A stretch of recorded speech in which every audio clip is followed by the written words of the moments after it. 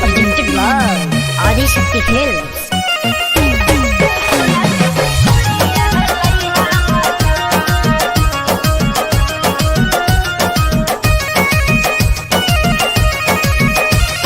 सालो भबहरा कमाल पिया देखी के जे हमर जरे जिया।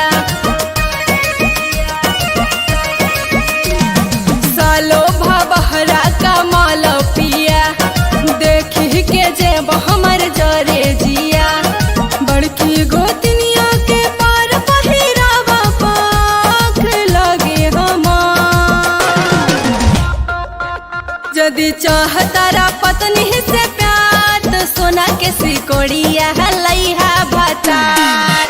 यदि चाहतारा पत्नी से प्यार तो सोना के नथुनिया लइहा हमार।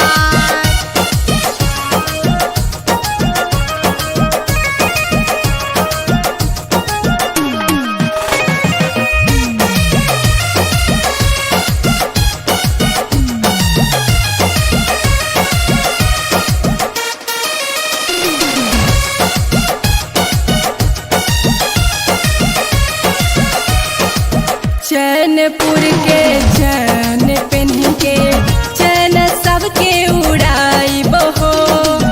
लकमी के कजरा मारी के मीठी मीठी मुस्काई बहो। चैनपुर के चैन पहन के चैन सबके उड़ाई बहो। लकमी के कजरा मारी के मीठी मीठी मुस्काई बहो। पटना से पायल लिहा देखिहा ठगे जनी सोना। यदि चाहतारा पत्नी से प्यार तो सोना के सिकोरिया लइहा हमार। यदि चाहतारा पत्नी से प्यार तो सोना के नथुनिया लइहा भतार।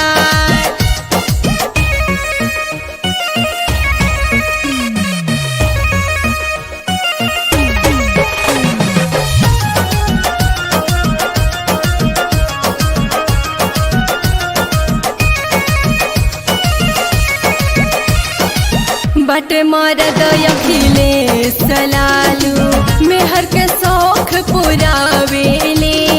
पायम दानी में भोले खूबे पैसा उड़ावेले। बटे मरद अखिलेश लालू मेहर के शौख पुरावेले। पायम दानी में भोले खूबे पैसा उड़ावेले। आज लेकिन के देले बड़ा झुलनिया खूबे का। यदि चाहतारा पत्नी से प्यार तो सोना के सिकोड़िया लइहा भतार।